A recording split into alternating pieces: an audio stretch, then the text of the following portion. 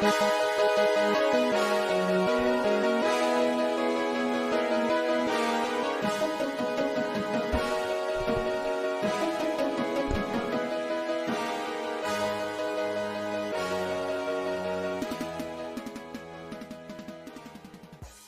in episode number 88 of the St0ner Sports Radio Podcast.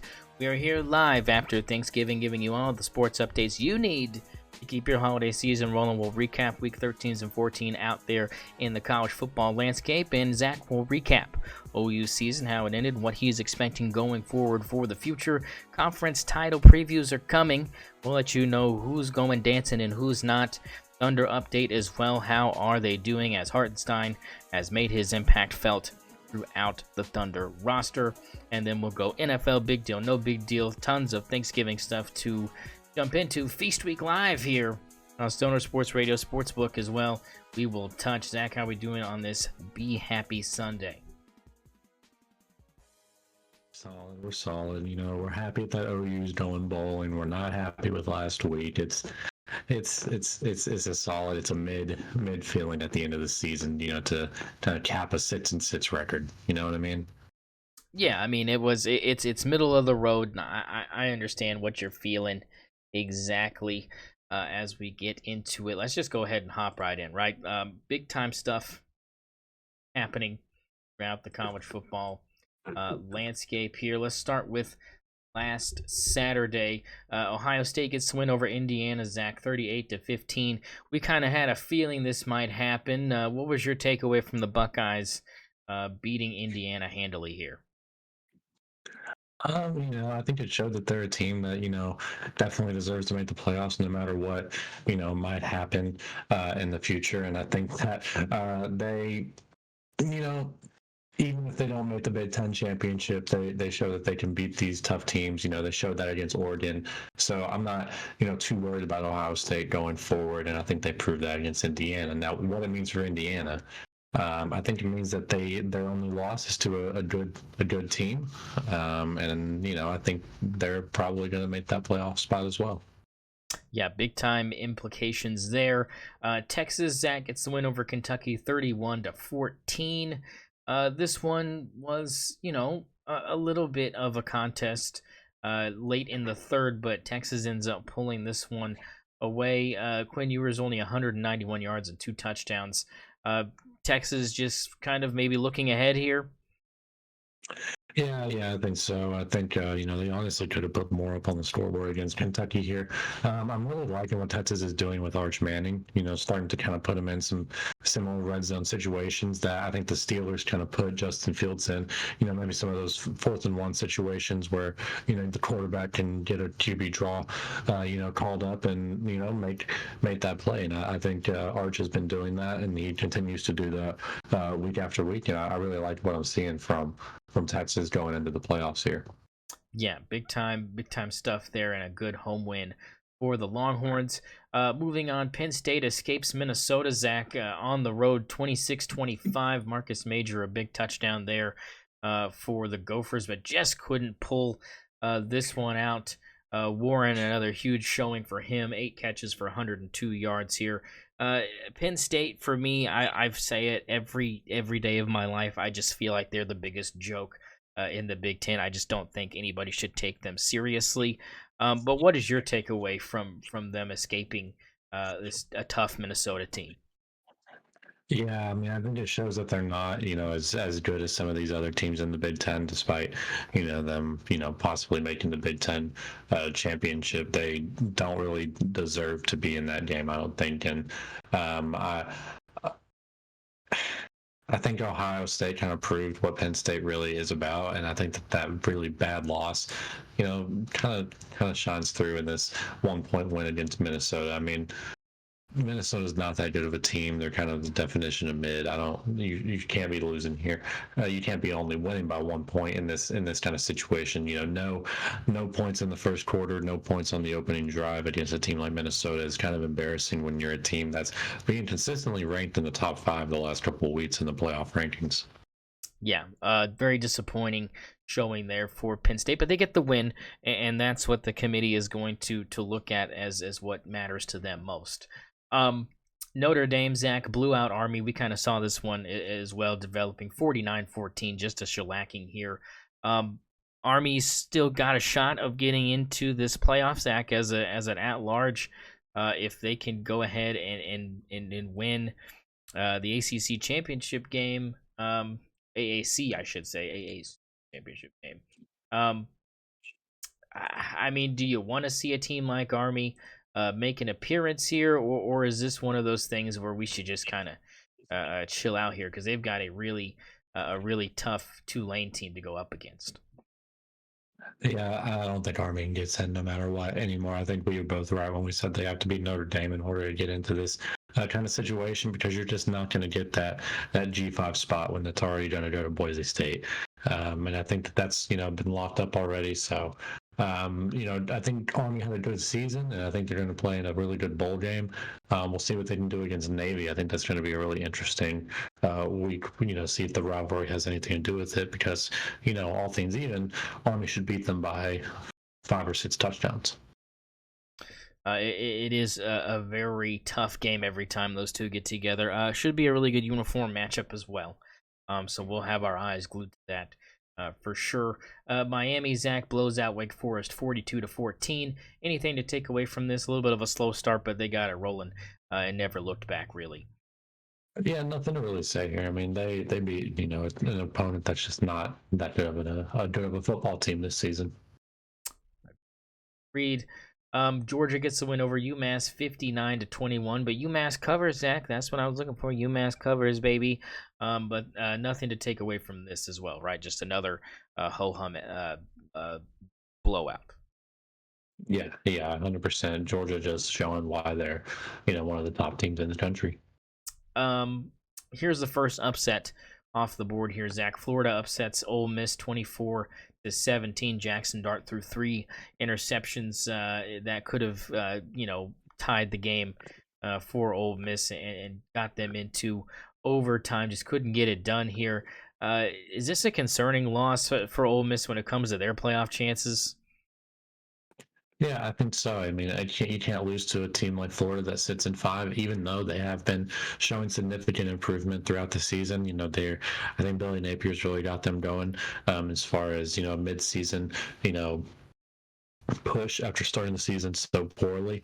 But yeah, you can't. I don't think Ole Miss has a chance at the playoff anymore when you have a loss like this on the schedule. Yeah, it's a tough one to swallow, but a good win for Billy Napier and his program for sure. Tennessee blows out UTEP 56-0. Nothing to really take away from that. That's how that game should have ended. Zach, what about Boise State barely beating Wyoming? 17-13 on the road. Genty 169 yards, a touchdown. I mean, Boise State continues to just kind of skirt by some of these teams they should really be taking control over. Are they just getting bored here, Zach? Is this one of those things they're just looking forward to kind of more competitive competition here? It might be getting caught sleepwalking a little bit.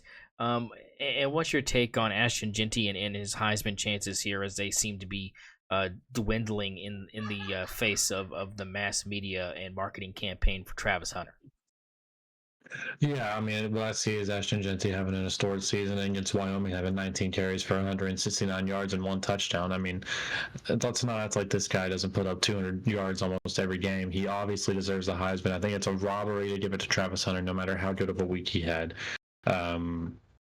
It's just a historic season that's not going to be recognized like it should be. And it's honestly a robbery. It's 100% a robbery. What do you think about Boise State as a team, Zach? As a team, how much of a threat is this team for a first round opponent, considering what we've seen from them lately? Well, listen, what we've seen from them lately is probably kind of taking their opponents lightly. Let's not forget that this team almost beat Oregon. I mean, this team lost by 1 point to the number 1 team in the country. This team is a serious contender when it comes to the playoffs, and I think that the format that they're currently in kind of favors them a little bit because they're set up to be that number 4 team going into the playoffs right now, and I think that serious implications. Not to mention the first round bye that you already get, and I believe that they're on the side of the bracket where they might get a rematch with Oregon, a team that they're already familiar with, which is going to be huge for them moving forward and possibly getting into that national championship. So I view them as a contender. How do you feel about UNLV going into this matchup? I don't want to jump too far ahead here, but they already almost beat them the first time. If UNLV beats them here, a lot of people think they should go instead of Boise State just on principle. Do you think Boise State can suffer a loss in their conference championship game and still get in here, Zach? Um, no, because it's the conference champion that has to get in when it comes to the group of five team, and I think they would obviously fall out of that top 12. So no, I think that you're going to see Tulane kind of get that spot instead. Stuff going on there for sure. SMU, Zach, gets the win over Virginia, 33-7. Nothing really to take away from this either, right? Yeah, nothing. Virginia's bad. Auburn upset win over Texas A&M, 43-41 in 4 overtimes.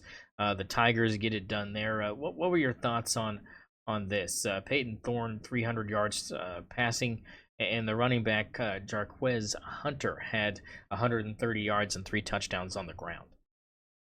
Listen, I think that Auburn has a good football team, and I think that they've kind of been hurt by some circumstances and some unfortunate scenarios when it comes to some of their losses. When it comes to teams like OU, for example.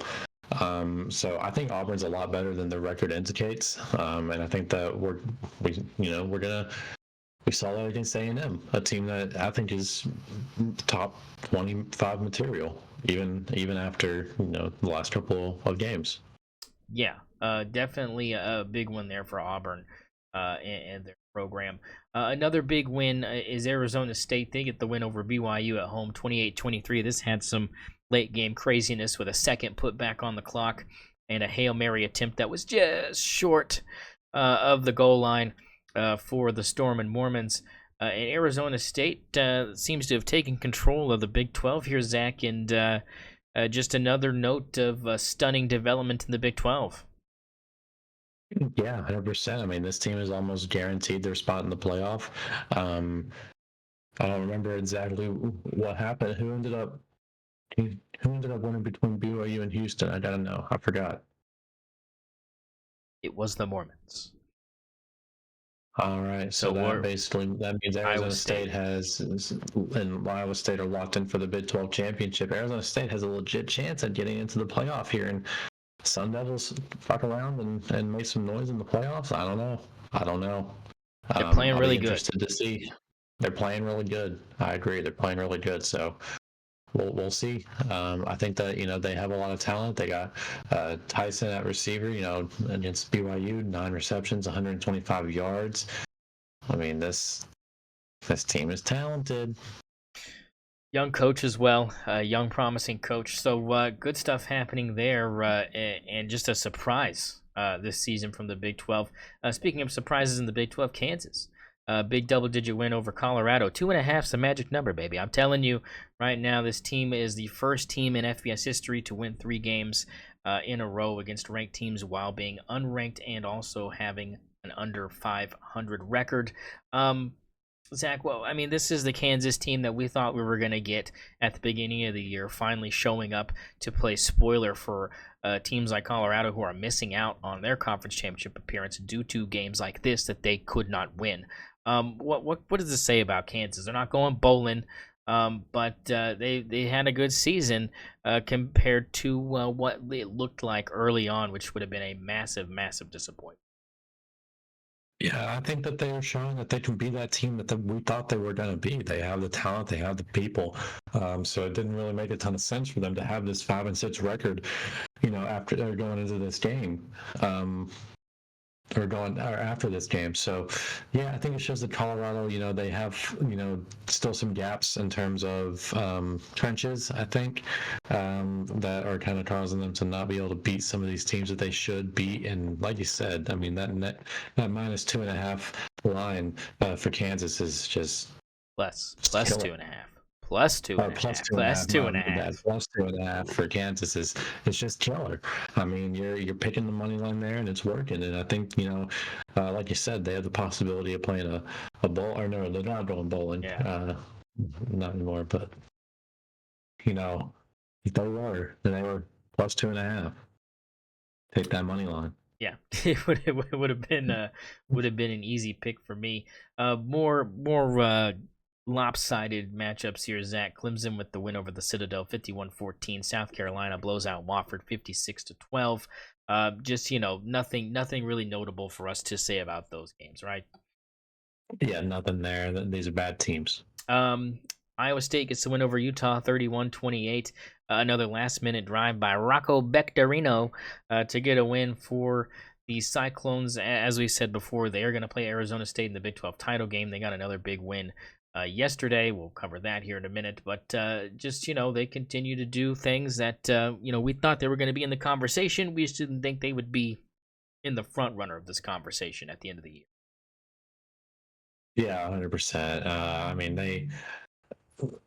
I think they just scraped by. I mean, when it comes to this, I mean, you're looking at this Utah win 31-28 last, like you said, last second drive. I mean, Utah's not that great of a team. I don't see Iowa State really competing in this Big 12 championship game against Arizona State. Higgins is a really good wide receiver, 9 receptions, 155 yards for a touchdown. Against Utah, one of the better defenses, I think, in the Big 12, but still just not really a good football team overall. So yeah, I'm not hopeful for Iowa State whatsoever. Yeah. Also non-hopeful, Mississippi State, they lose to Missouri 39-20. Illinois, the escape victory against Rutgers 38-31. A 4-second left touchdown catch for Pat Bryant from Luke Altmaier.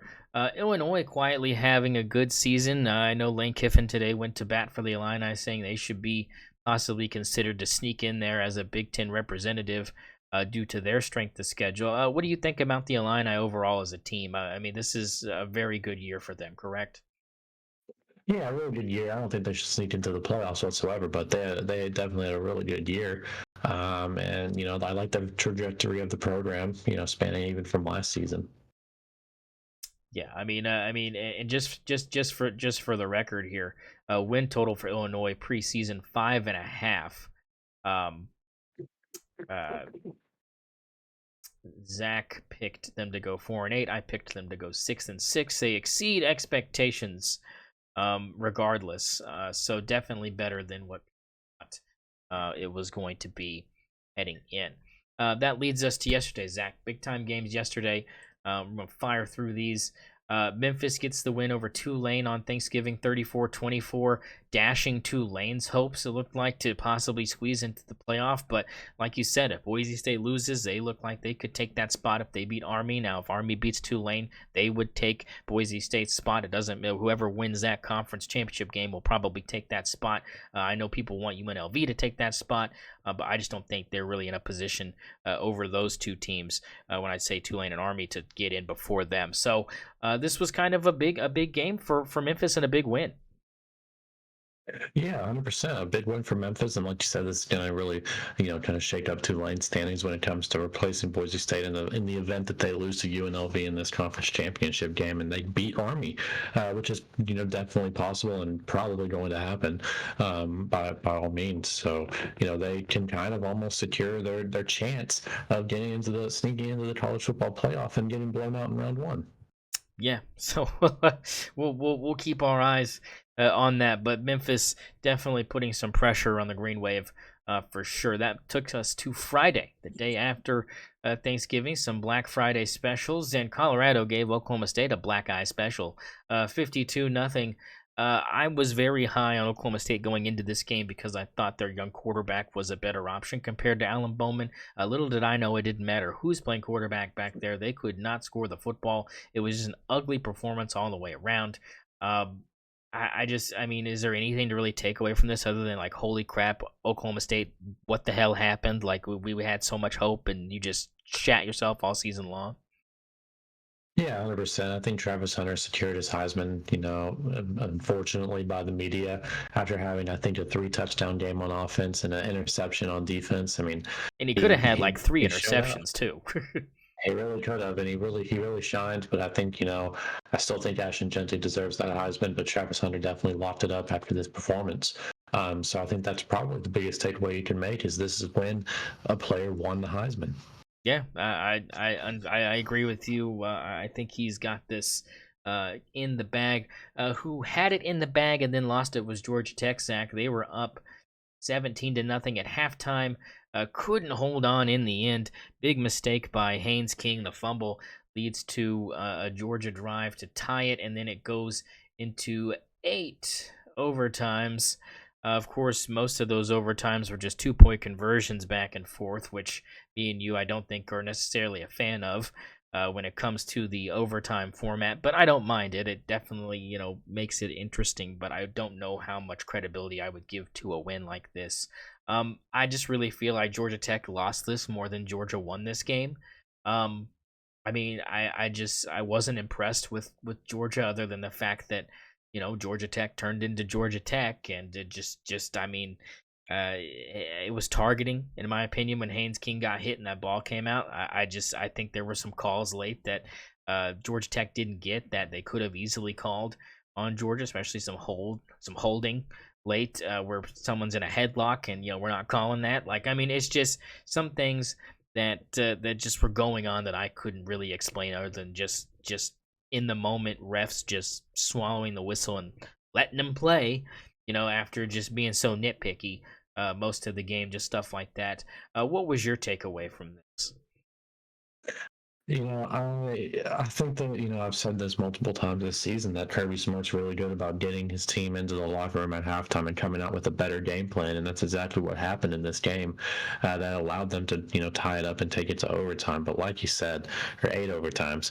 But like you said, Georgia Tech just lost this football game. You have a 17-point lead going into halftime, and you can't really put up that much more points except for the fourth quarter, when you can kind of clutch up and get yourself 10 points to allow this thing to go to overtime.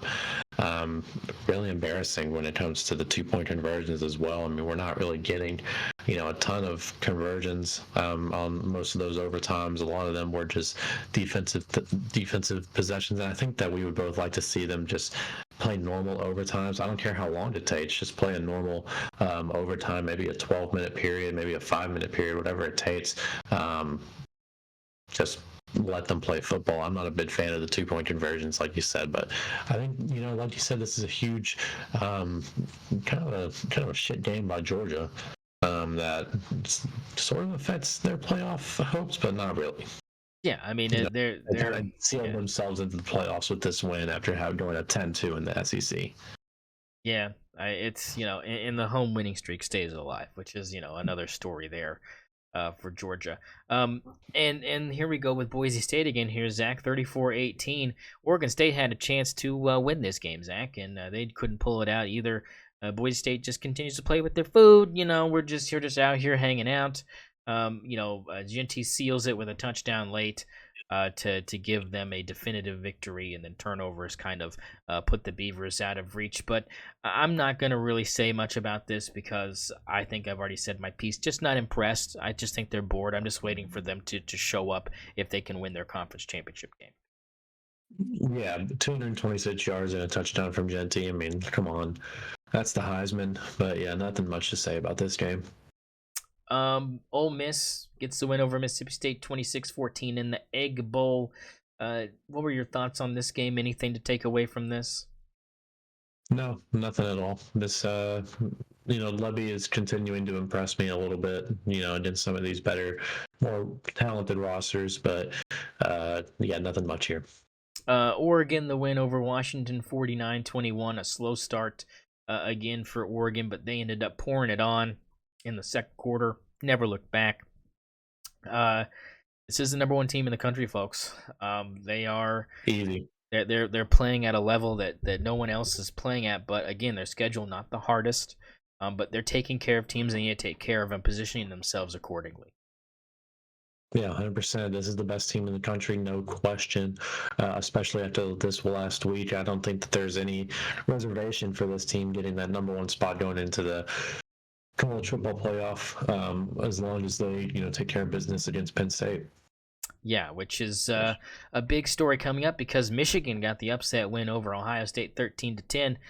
Just an embarrassing performance for Ohio State from just first opening kickoff to the end of this game, Zach. I mean, just terrible interceptions. Will Howard looked like just a terrible quarterback. I can't. I told you at the beginning of the year, I don't believe in Will Howard. I don't like him. I don't think he's going to be good enough to take them to a national title game appearance. And I said I didn't even think he was good enough to bring them a Big Ten championship. And here we are. You were kind of on the side of yes, that's true, but the talent around him will make up for that. And you didn't think it was going to necessarily affect them, other than possibly losing that game to Oregon, whether it be in Big Ten championship game or in that first appearance in the regular season. What was your takeaway from this? My takeaway was that rivalry games are really, up in the air no matter what. I think Michigan's defense showed up. They held, Ohio State's receivers to a, really low yardage. Their number one receiver was Tate with 58 yards, and not to mention Michigan's running game was great. Mullins with 116 and one touchdown. I mean, this was a defensive classic Big Ten game. Ohio State got shut out in the second half, and Michigan was able to secure the one with a field goal in the fourth quarter. I mean, this is classic Big Ten. My takeaway was that Ryan Day's Ryan Day might be on the hottest. He's on the hottest seat in the country, which is crazy because if you look at his winning record and the stuff that he's done there, I mean, they'd be crazy to sack him, to be honest. I mean, you're not going to find anybody better. It doesn't matter. He's got 5 losses his entire career, and 4 of them are to Ohio State or Michigan. Or 4 of them are to Michigan. So it's over. I mean, that's you can't lose to Michigan 4 years in a row. You can't. Yeah, really tough stuff there. We'll see what happens. I don't think they're going to get rid of him. I just, especially if they make the CFP, which I think they probably still will, even though they would be the third place team in the Big Ten. I think there'd be a big argument to be made there. They're probably still in, right? I mean, this is still a playoff team, correct? Yeah, no doubt. They're not going to play in the conference championship, and I think that helps them, honestly, when it comes to this playoff, because they're a 10-2 team in the Big Ten. They're going to get in.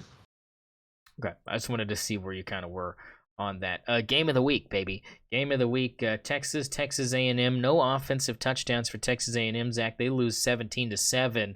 No second half points though for Texas either.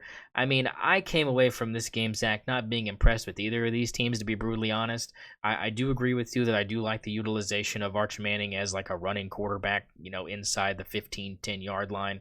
It worked out for them early, but I just, I don't know if I can believe that Texas is like good enough to like finish the job. You know what I'm saying? Like, I don't even know if they can make it to the national championship game. I just don't know if they've got that dog in them, Yeah, I don't have them winning this SEC championship game, which we'll get onto later. But I'm with you. I'm not impressed by Texas whatsoever. I think that they haven't really played anyone that's that good except Georgia. And when they played Georgia, we saw what happened. So yeah, I'm not impressed by this Texas team. I think this SEC championship game against Georgia is going to show a lot, and we're going to see if Texas is able to beat the only team that's beat them this season. And then I might be a little bit impressed with them heading into this playoff, but. Currently, they're sitting at number 2 in the country after the loss to Ohio State, so they're going to continue to, get that respect as the season goes on. But I'm with you. I don't think they're that impressive. Yeah, they're definitely not looking like the part of a world beater right now. Doesn't mean that their defense is not playing up to a level that could get them there. I'm more worried about the offense right now than I am the defense for Texas, being able to keep up with a team like my Oregon Ducks. I just don't know if they could keep up with playing the hits, baby, if their defense gives way to one of the best offenses in the country.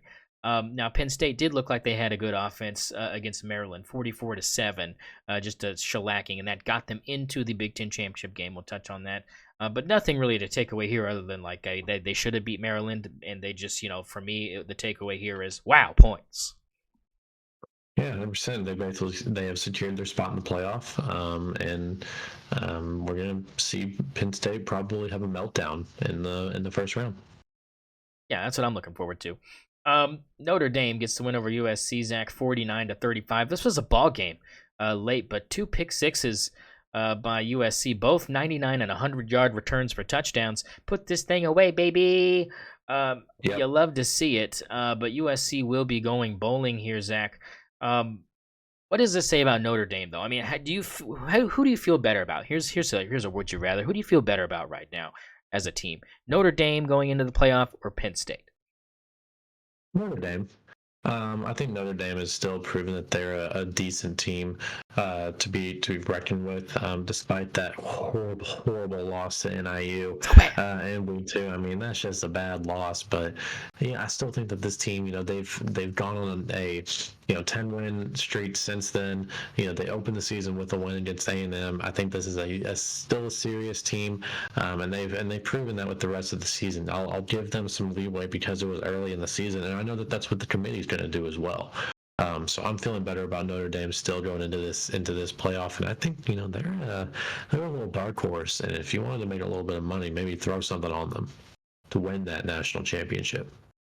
It would be a shocker in my book, but it wouldn't. I mean, just because how bad that Northern Illinois loss is compared to, let's say, Penn State's loss to Ohio State. Like in comparison, pretty vast difference in opponent there.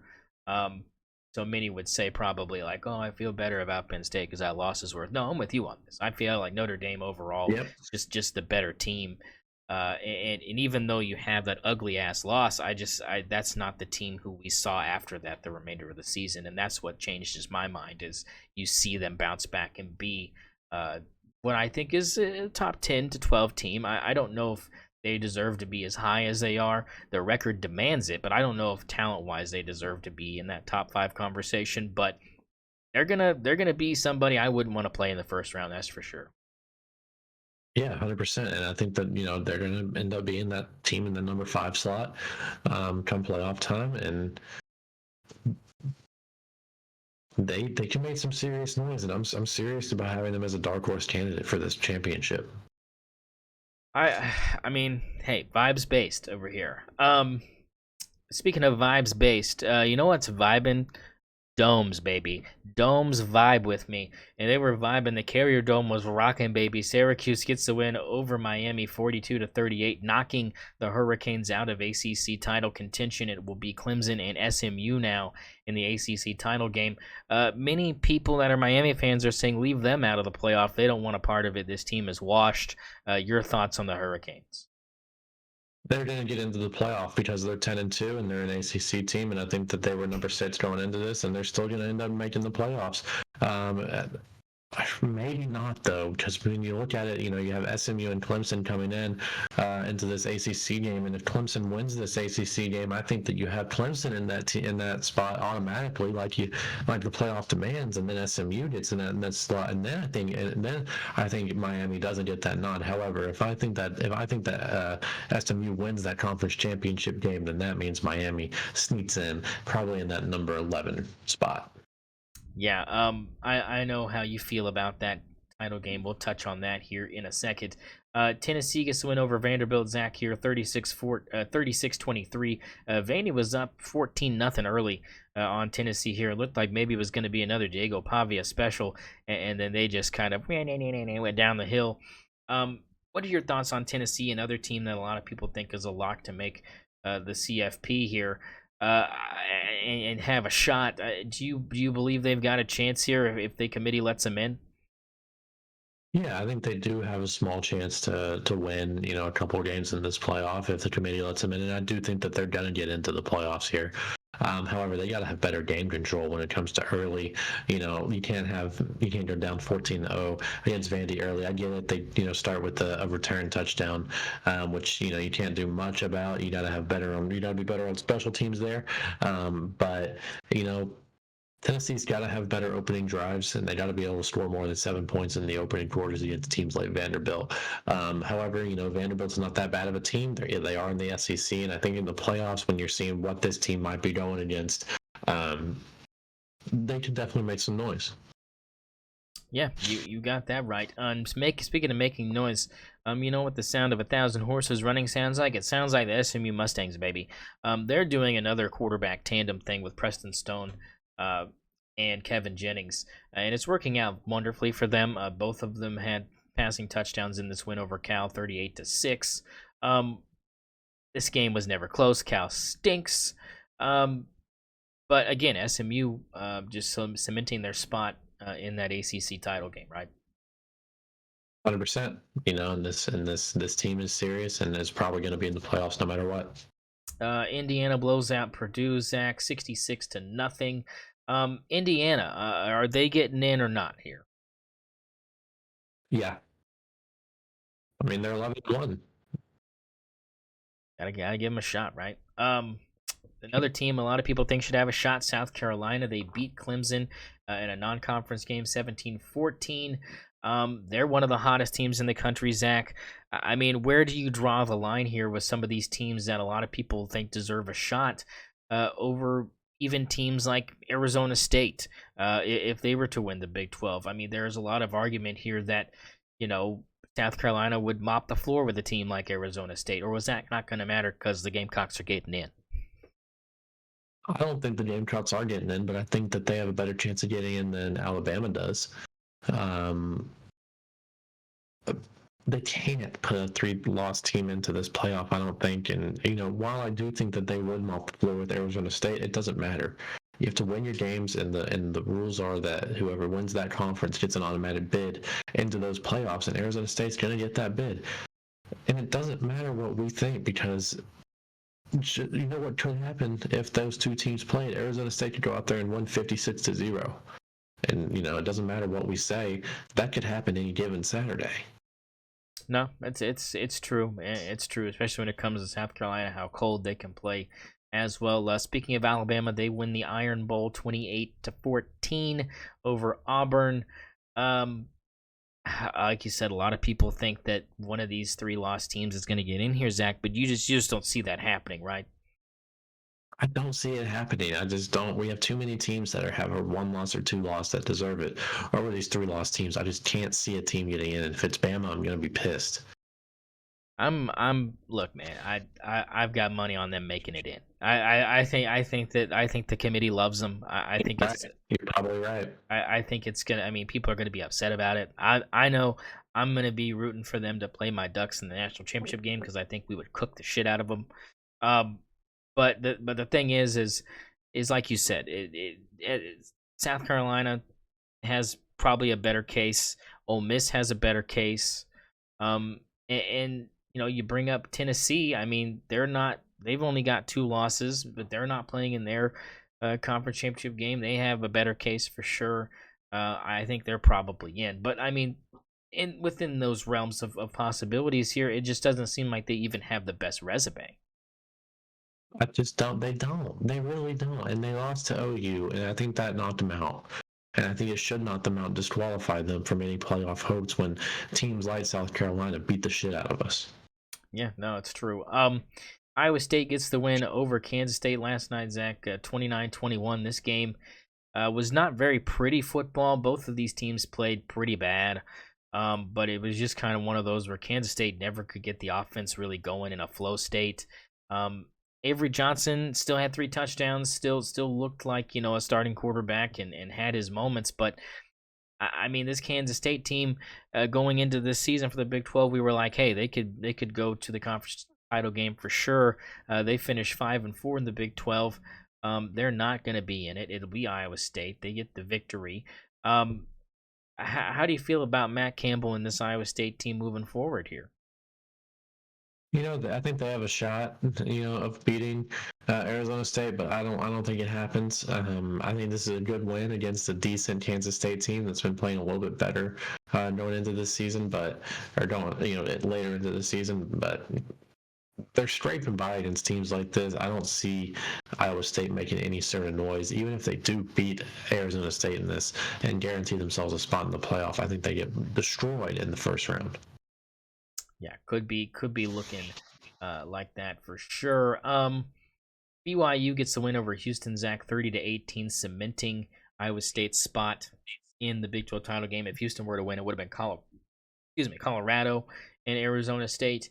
But this game was really close late. BYU escapes kind of with a late touchdown off of a pretty bad turnover. Some wild stuff happening out there in Provo. And for a while, it looked like BYU might be one of those teams that could have been in the college football playoff. They won't be getting in for sure. I know they only have 2 losses as well, but there's no shot that these Cougars find their way in here, right? Yeah, there's no shot. I don't see that happening. No, and don't forget to mention that they got in a fight, with Houston, and I think that shows that these St0ner Mormons, they're really eager to get into these playoffs, but they will not. They will not. They just aren't a good football team when it actually comes down to it. We were thinking that their record might force them in, but it's not going to happen this season. Especially when you're kind of worrying about yourself at the end of the game against Houston. Yeah, you nailed that right on the head. Missouri escapes Arkansas, Zach, with an 18-point fourth quarter. They were down again to a team a lot of people think has a lot of talent. I've said it all year long. Arkansas is going to be a force to be reckoned with here in the next couple seasons if they can keep a lot of their pieces they've got with NIL and such. Who knows where Taylor Green might go? Who knows what can happen there? But if he stays there, a good foundation for Sam Pittman and this Arkansas team, who at the beginning of the year people were like, "Oh, Sam Pittman's got to go," and I think at the end of the year here, I think people are saying, "Hey, one more year of Sam Pittman." I kind of believe the guy has one more year, and if he doesn't do well next year, I think they'll can him. But I think it's performances like this where you have a chance here, and you're winning 21-10. You should be able to close this thing out, and they just cannot do it. But I think that's just having young guys in those big roles, and just that kind of the yips kind of showing up. What is your takeaway from Arkansas, even though Missouri won this game? I'm with you. I think you give Pittman one more year. I think Arkansas kind of showed that they can beat some good teams, especially not winning against Tennessee. I think that was a highlight of the season for Arkansas, and can really show that Pittman it can be that guy. And I think, like you said, you got to see one more year, especially if they can keep Taylor Green. However, Missouri, I think, showing that they were just a better team. Even though they had to make that comeback in the fourth quarter, I think that they showed that they can do that and were able to do that the entire time, and just had to kind of get in that right mindset, even though it was a desperate time, and prove that they can come in and win that football game still. Yeah, big time stuff there for both of those programs, even in a loss. I think a big time. And Arkansas is going bowling, so we'll see where the pigs go. They could finish over 500, which would definitely help Sam Pittman's cause. UNLV locks themselves in the Mountain West Conference Championship against Boise State. They beat Nevada 38-14. Nothing to take away here other than they continue to look the part as far as a competitive team for Boise State to go up against. Illinois beats Northwestern by 10. Big time stuff there in the fourth quarter for Illinois as well. Last second, heroics there to cement a victory. What was any takeaways from either of those games before we hand it over to you, sir? No, not really. I mean, neither of these teams were really exciting or had any playoff implications, in my opinion. Unless UNLV, wins that game against Boise State, then we might have a situation there, but I doubt it. Yeah, that'll be interesting to see how that unfolds. Here's your chance here. We're handing over to Zach here to kind of recap the OU season here. OU gets the victory over Alabama 24-3, and then follows it up with a 37-17 loss to LSU in Baton Rouge. Zach, go ahead and just kind of recap kind of the highs and lows of these last 2 weeks and your expectations as you continue the bowl eligibility streak at 26 in a row here for the Sooners. Yeah, go ahead and just kind of break down where you see this program going and how the season ended for y'all. So, I'll start with the Alabama game. I think that, we proved that Jackson can really be the guy when it comes to having a mobile quarterback. And I think, I'm hoping that he still stays around that season. I think he's going to be our best option, passing and running wise for a running back. He ran for well over 100 yards, was our leading rusher, even though he only passed for about 70. I think that he, played really, really well against Alabama. And I was pretty happy with Joe John Finley as a play caller during this game. And then, let's fast forward to the LSU game. just a complete disaster of a play calling experience by Joe Finley. What the fuck was that? Double pass by Bauer Sharp where he just lets that shit go. Get him the fuck off my team right now. I do not want anything to do with Bauer Sharp anymore for the rest of any time at Oklahoma football. Ship him off to Oklahoma State. Ship him off somewhere else where he can go be a terrible, terrible tight end that can't block, can't catch, is unathletic, can't jump high, can't do anything a tight end is supposed to do. I mean, this guy is trash. Anyways, a loss to LSU, kind of cements the season at 6-6, which was a mid-season, and I think that, with the injuries and everything that we had early in the season, considering that we've had 7 wide receivers see the bench because of injuries, a lot of those receivers out for the entire season. Most of the games we were out without our top 5 wide receivers for most of our football games this year. Considering all of that, 6-6 probably not that bad. But Brent Venables has to do better next season with a healthier roster and get some more depth a little bit, so that we can continue to be competitive. Another 6-6 season isn't going to cut it. He will get fired after that, if that does occur. But I'm hoping that we can keep Jackson Arnold next season. I don't know what Michael Hawkins will do, despite the little bit of controversy that did happen this season. I think Jackson Arnold kind of proved that he was the better quarterback, and I think that he is the best option for next season, unless we can somehow secure some sort of huge transfer portal get or a huge signing, which I don't think is going to happen this late into the recruiting season. So yeah, I'm pretty happy about most of the returning talent that's probably going to return. I'm looking at Robinson and Barnes that are probably going to be returning next season. That might be a pretty good dynamic duo. Arnold, I'm hoping, is returning next season, and then a lot of the receivers, they still have the possibility of returning. A lot of those top 5 receivers. You talk about Anthony. Tomlin's going to come back. I think Farouk has the possibility of coming back. Padaway got hurt, but I think he actually just jumped in the portal, which is unfortunate. Ratkins is probably going to come back. Tierney's probably going to come back. A lot of these guys are still going to return, and I think that's going to be really useful. I think we're going to take a hit next season on the defensive side without Billy Bowman, without Daniel Stutzman, and without some of our veteran guys like Woody Washington.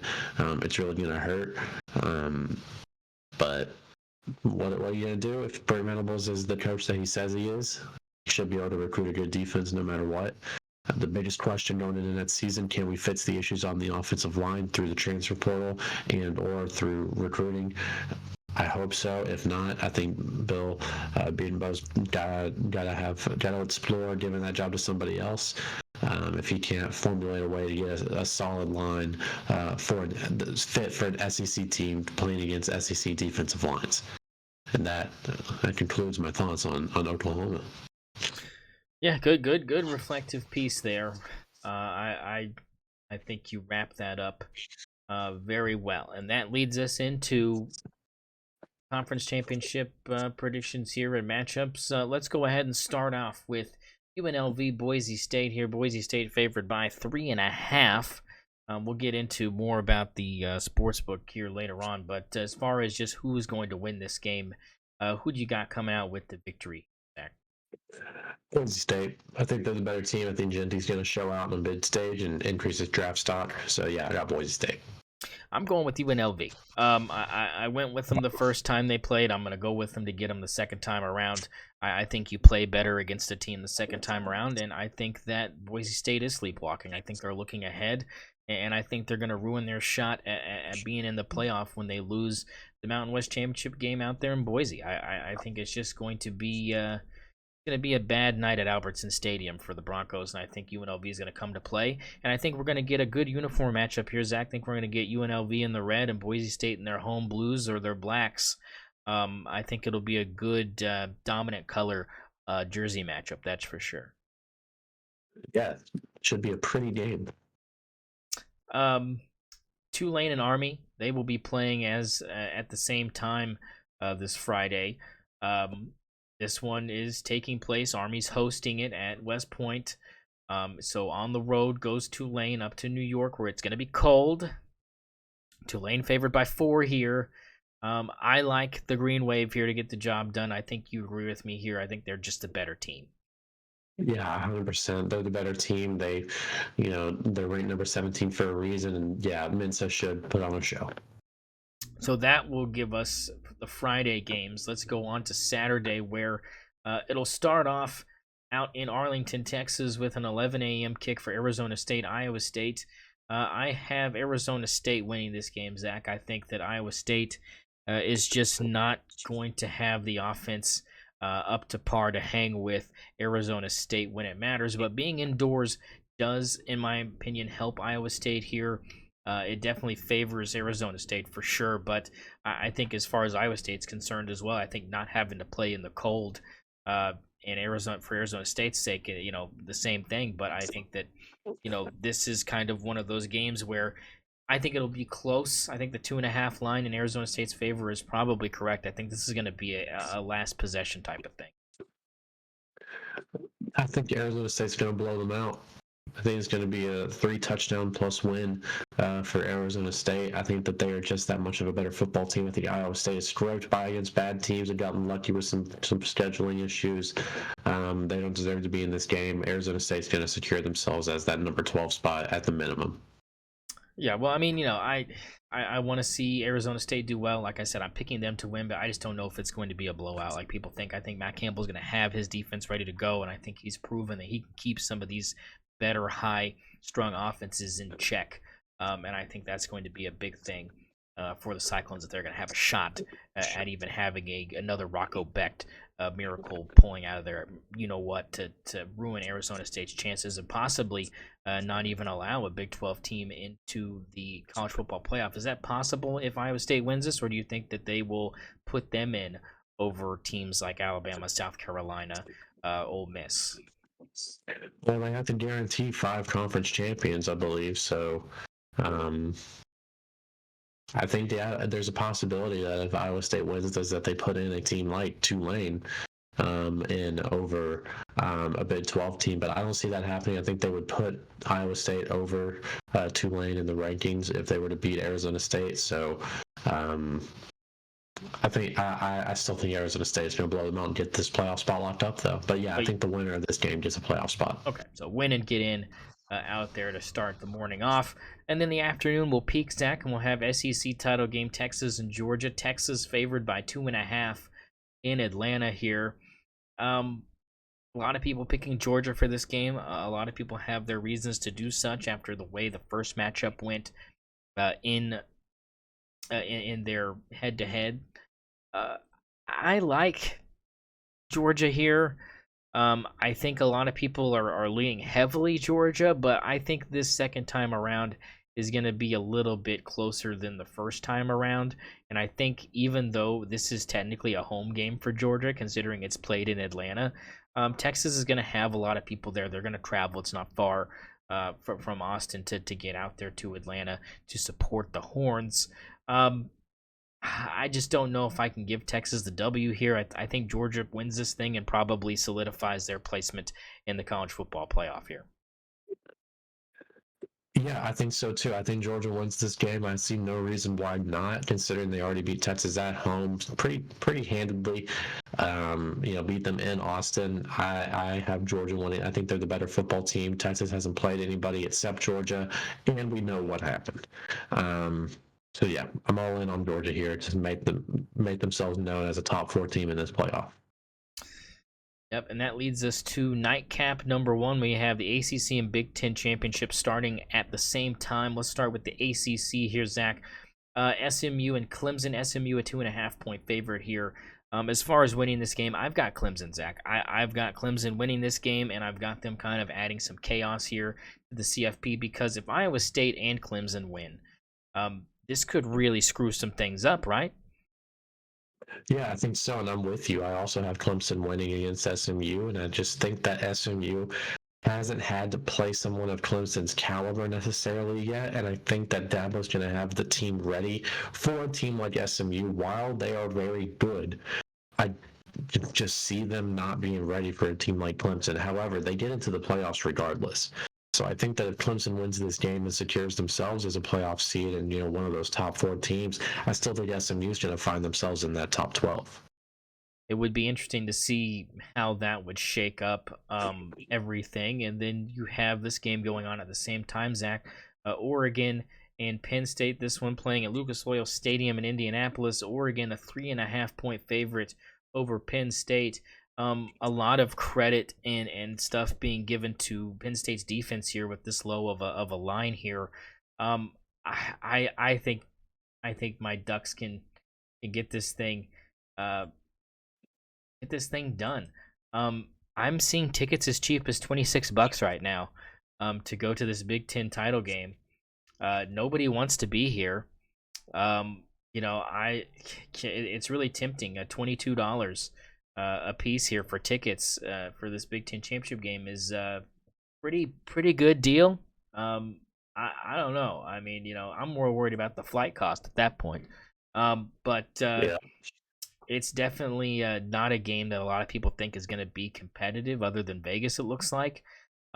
I've got Oregon rolling here, man. I just don't see what Penn State brings to the table unless their defense can just shut us down. If Penn State's defense can shut us down and Penn State wins this game, I don't know how confident I feel about us going forward.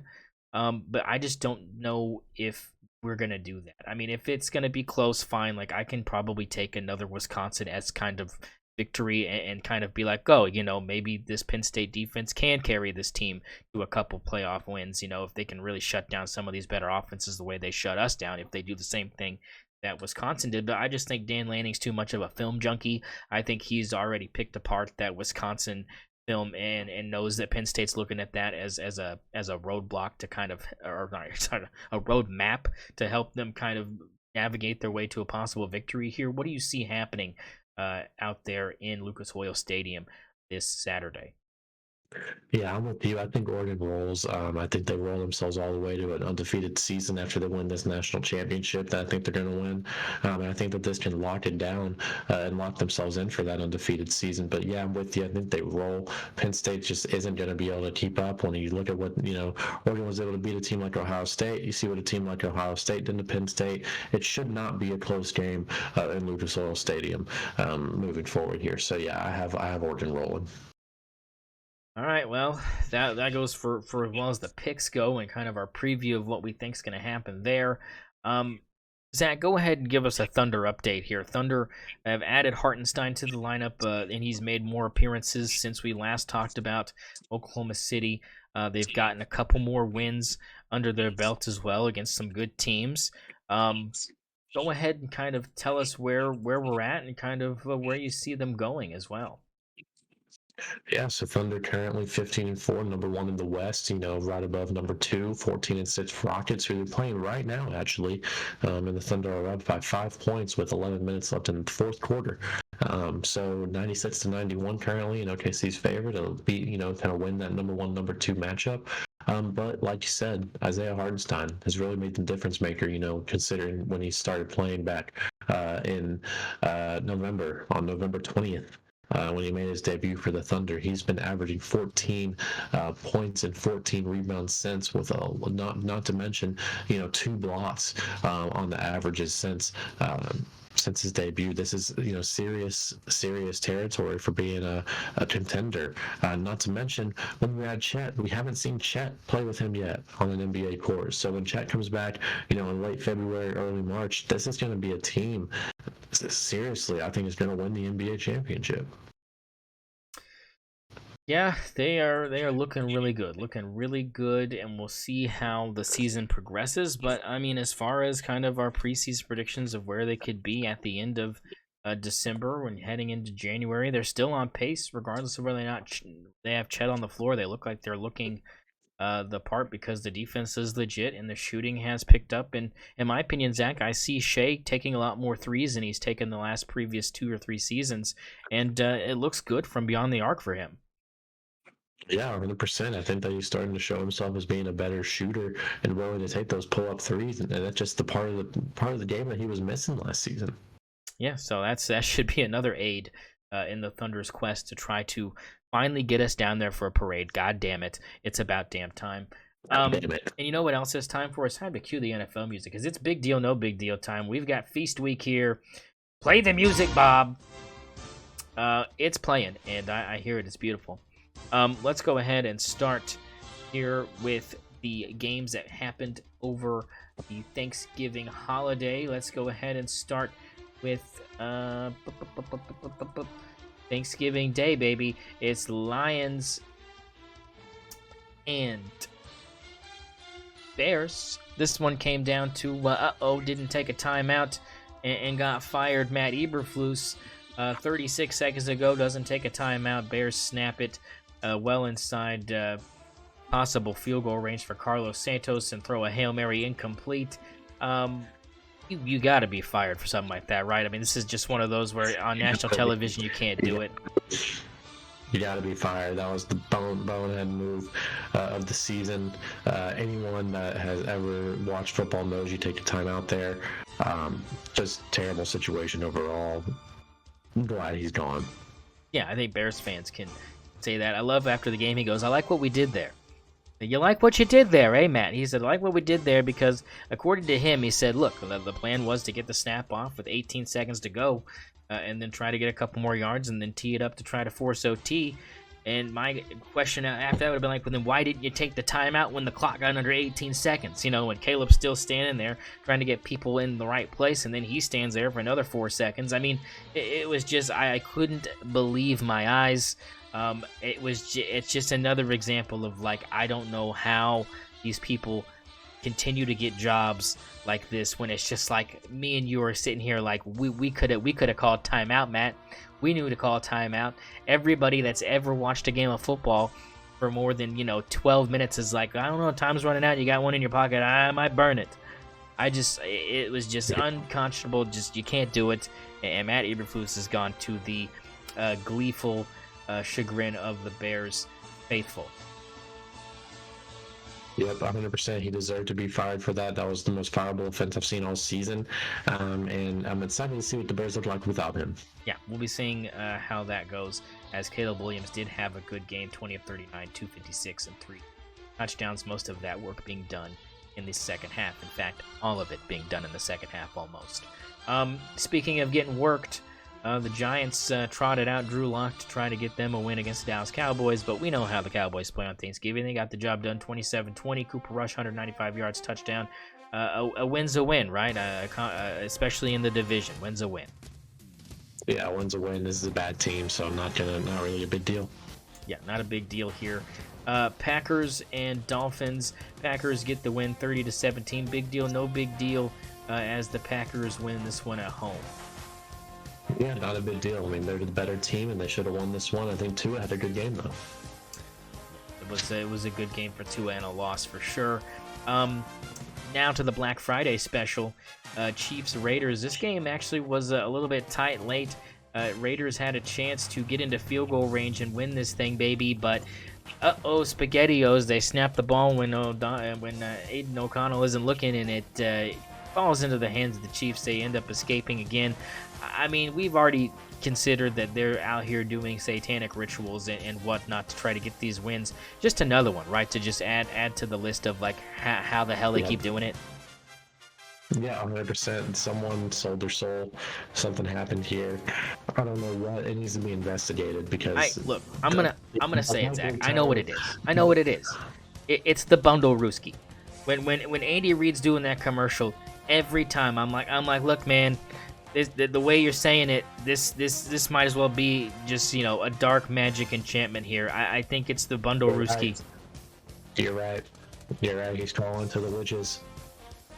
I mean, there's a reason that Patrick Mahomes won't say it. There's a reason Jake from State Farm won't say it. It's got to be that reason. I think Andy Reid sold his soul to the bundle Ruski demon, and it's working out great for them.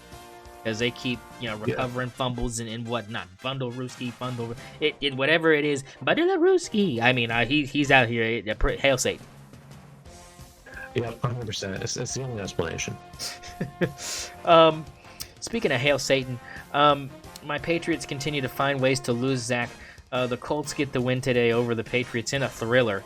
They get the game tying touchdown, go for 2, and we have literally Anthony Richardson getting us with the L emote dance from Fortnite in the back of the end zone. We deserve it. We suck. But more importantly, just another good game from Anthony Richardson, proving once again that he's come back from his debacle a few weeks ago. Big deal, no big deal. 100%. No big deal. Both these teams suck. Wow, unbelievable.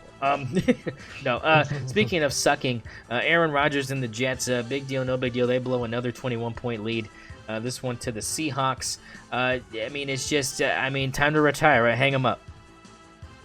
Yeah, it's time to retire. I think that's the only big deal that comes from this game.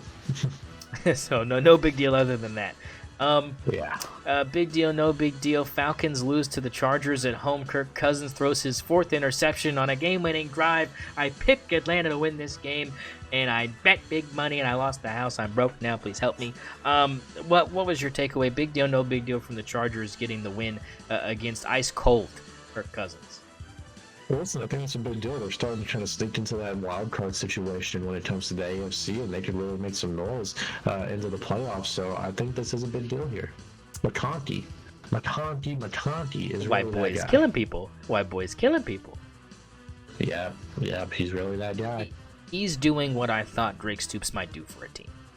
I really thought that him and Drake heading into that draft were kind of on the same level. Obviously not true, because Drake would be catching passes for Matthew Stafford if it was the case. He's bringing that element that I expected him, that I didn't see coming. Yeah, 100%. He's really that guy. Big deal, no big deal. Bengals lose again.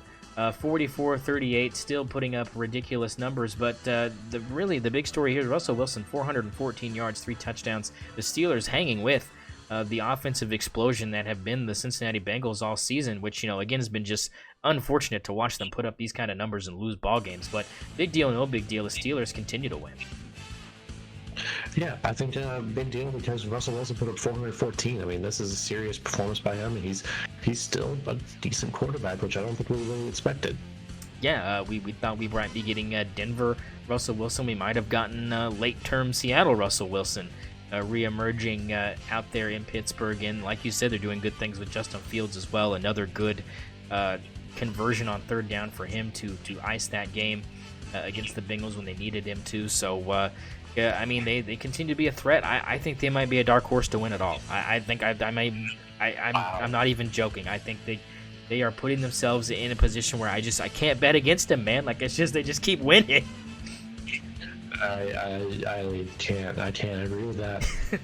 It's vibes. It's vibes based right now. This is vibe based right now. This is no other reason why I should be thinking this, because you're talking about literally a team that's on the same side of the conference as the Eagles and the Chiefs, the Chiefs at least. I mean, they're an AFC team, so it's not like they've got things. There's things going on down up there in Pittsburgh that I don't know what's happening, but they just keep winning. Speaking of keep winning, the Vikings keep winning. They find a way to beat the Cardinals this afternoon, 23-22. Big deal, no big deal. The Vikings in another last-second Sam Darnold victory drive. Yeah, shout out to Aaron Jones. Getting that last-second touchdown. This team is interesting. I want to see if they make noise in the playoffs. They're 10-2, but you just don't see them being as a contender. It's like kind of a joking 10-2. But I think this team is proving that they can win. Against some tough teams, and I think the Cardinals are not that bad of a team, despite them only being 6-6, especially 2-4 on the road. But I still think that this Vikings team can really prove some things in the playoffs. Yeah, they've definitely got some things going on here. Right now, Minnesota plus 1,600 to win the Super Bowl. The Pittsburgh Steelers plus 2,200. 6 teams above them when it comes to favorites to win it. Right now, your favorite to win the Super Bowl is still the Detroit Lions. Next one on the board here, Commanders beat the Titans 42-19. Commanders had 28 points at halftime. Looked like they were just going to put like 70 up, didn't do it, but still a blowout here. Big deal, no big deal for the Commanders. No big deal. I have the McLaurin, Daniels stack in fantasy, so that really helped. So, yeah, no big deal, though. Bad team. Titans up.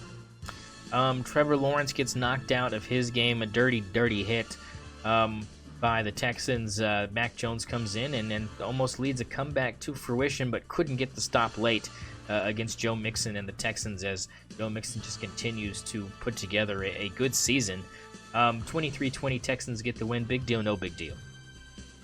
Yeah, I don't think really a big deal. You saw the terrible, terrible hit on Trevor Lawrence. The man should be expelled from the NFL for life. That was a terrible, terrible hit against a quarterback. You hate to see it. Matt Jones did what he could. Yeah, did what he could, and I'm used to what he's used to doing, and that's losing football games, baby. Yep, that's what he does. The Saints lose to the Rams, Zach, 21-14. Big deal, no big deal for the Rams as they reclimb their way to 500 at 6-6. Yeah, not really a big deal. The Saints aren't anything, special. They have some good talent coming out with 112 yards, but Derek Carr only 184 with the tutty, 24 of 37 is not really impressive stats. Saints are nothing really to worry about. Honestly, they should have won by more. I worry about them getting shut out in that first half.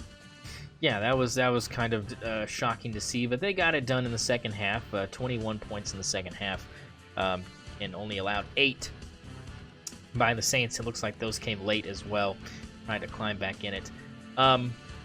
Speaking of climbing back in it, Panthers had a chance to put things away in overtime against the Buccaneers, but really this is a big deal, no big deal when it comes to Baker Mayfield leading a 30-second drive for a game-tying field goal, and then in overtime, the Chuba Hubbard fumble before the Panthers could set up their field goal leads to the Buccaneers setting up for their own chip shot to win it. Big deal, no big deal. I mean, I know it's the Panthers, but this was more about, for me, having a quarterback that's better do things that he should be able to do with his back against the wall.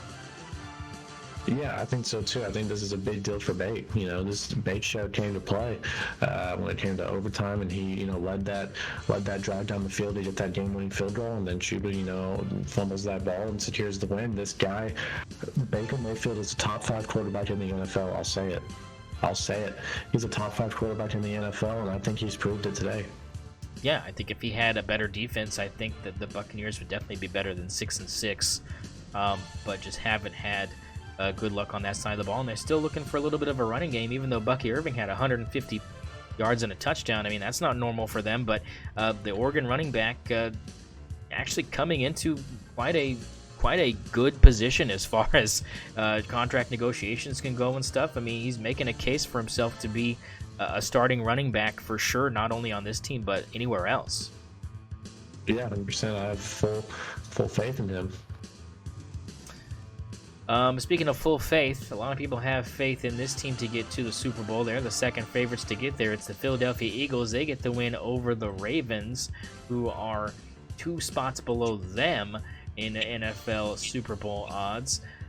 They get the win, and it was a 24-19 victory for Philadelphia, and it took a little bit of late game heroics for them defensively as well to seal that thing away. But a lot of people think this might be a Super Bowl matchup that we could be seeing later on. Big deal, no big deal for this win for the Eagles, and what are your thoughts on that?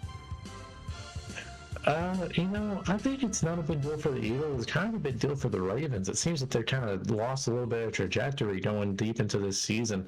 And I think the Eagles are really showing themselves to be a team that can really contend for the Super Bowl. Saquon Barkley would get my vote for MVP right now. And I don't think that's going to happen because he's a running back, but he has just proven again and again that he is the best running back in the NFL. 23 carries, 107 yards, 1 touchdown, get the win against that Ravens defense. Why not? Why not give him the MVP? Yeah, big time stuff from him. Another big touchdown in that game to extend the Eagles' lead to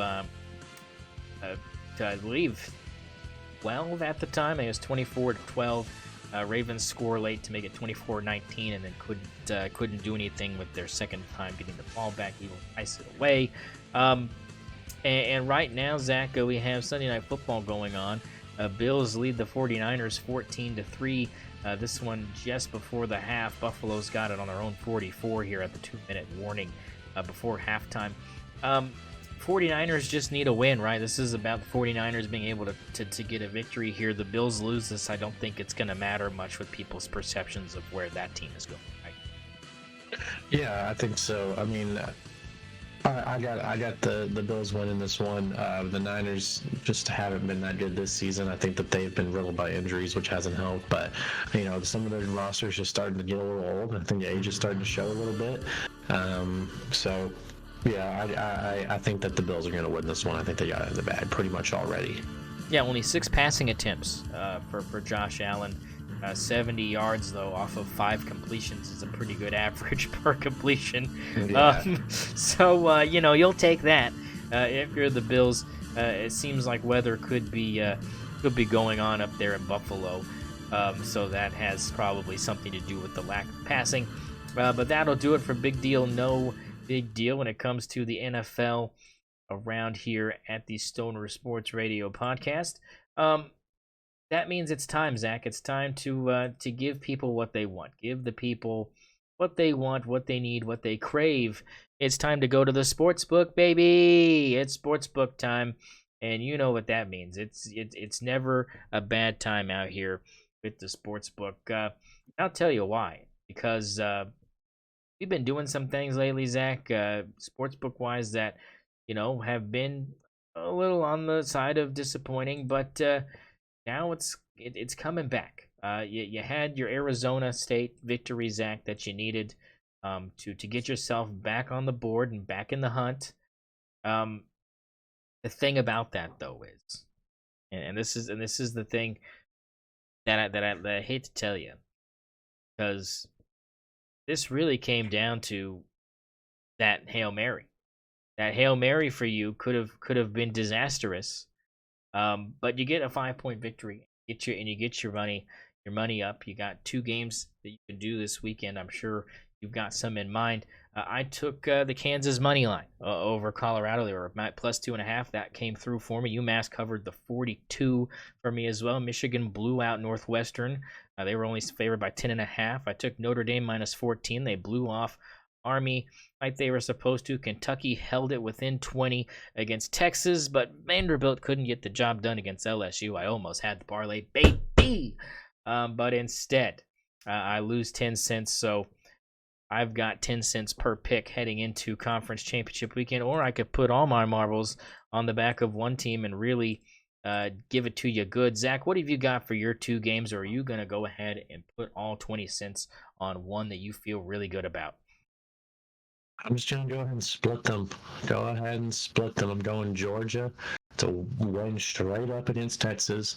I'm going Clemson to win straight up against SMU. We already talked about these games and why we think so. Yep, that 20 cents on that will yield you over quadruple your outcome. You're almost up to $1 if you can get both of those outcomes to happen. I agree with you on those. So no surprise there. Clemson, Georgia. That's going to be the 2 picks for Zach. We'll get those head and accounted for here as this. All right. Time for me to do this, and I've been wanting to do this for quite a while. We're going to go through these, and I'm going to go quick here. I'm taking UNLV money line here. I'm going to take Iowa State money line as well. Give me Georgia money line. Give me Clemson money line. Give me Oregon money line, and give me the Marshall money line over Louisiana. Those are going to be my 6 games. And with my 60 cents on there, we're looking at a $57 payout. I'm picking all underdogs, Wow. baby. We're going underdog city. We're going ruin your weekend city. Obviously, the biggest risk I think I'm taking here is Iowa State. I really do like UNLV in the spot they're in right here. I do think that, again, playing a team a second time does give you a leg up. Um, I mean, Oregon's not an underdog, but I think a lot of people are expecting them to kind of collapse here underneath the weight of just, not necessarily needing this win to get in. They're probably banking on the fact that, that's why the spread's only 3.5, I think, because I think they're going to think that Oregon's going to sleepwalk through this. So I know that it's a minus 162 pick here, but in my mind, that's still an underdog pick because of the spread. I think it should be a lot larger of a spread, but I think people are kind of scared. As far as Marshall goes, I think they're the better team. They've had a good season. Louisiana, great season for them. They got a better record, but I think there's a little bit of momentum behind the Thundering Herd here. Go ahead and give me your biggest issues with what I got going on here. I don't really have any issues with this. What I want to say, and I think that you're completely right in terms of the Oregon Penn State game. I think this 3.5 line is bullshit, and I think that Oregon's going to blow them the fuck out when it comes to this. So, I don't have any issues. I think you're right on the money when it comes to the Thunder and Herd too, against a not that talented Louisiana team. Yeah, I think. I mean, obviously the Iowa State UNLV. I don't think a lot of people think UNLV is going to win that game. And I think that's probably where this thing will probably die. But I do like Odom, Oklahoma native, former Oklahoma high school coach up there. That go-go offense is fun to watch. We'll just see if Boise State can show up when it matters. I think, like I said, I think they have been sleepwalking these last few weeks, looking forward to something like this to really cement themselves in there. So maybe they'll show up to the occasion and really pour it on. But I really like UNLV here to give a team like Tulane a chance to sneak in here. Maybe a team like Army. If Army can beat Tulane, I'd be hard-pressed to find somebody trying to keep Army out of this. So, I mean, it's going to be a fun weekend. I'm ready for it. Zach, any final thoughts before we get out of here? No, just thunder up. Right, thunder up, baby! Another victory is brewing for the Thunder. I can feel it in my bones as they continue to try to fight off Houston 104 apiece right now. Under 5 minutes to go. That's it. Thunder up, baby! Good night, Canada.